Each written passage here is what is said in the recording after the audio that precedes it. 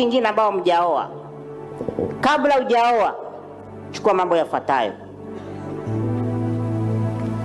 Muone mchumba wako nyumbani kwao nani mwenye sauti. Ukikuta mama mkwe wako ndo final say, usioe kwenye familia.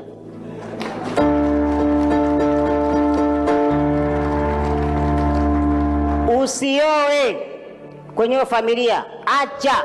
Hata kama unapenda namna gani, tafuta chombo kizuri zaidi ya kile, weka ndani. Yaani familia inafanya kile ambacho kinafanyika kwenye familia.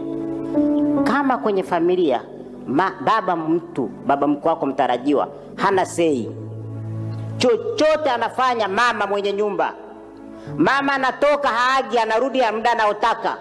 Mama hamwandalii chakula mme wake, mama hamfurii mme wake, mama hamnyoshei nguo mme wake, mama hamwandalii chakula. Usioe kwenye familia, unachukua matatizo unaongeza kwenye ukoo wenu na migogoro. Tafuta familia ambayo mama ni mtiifu,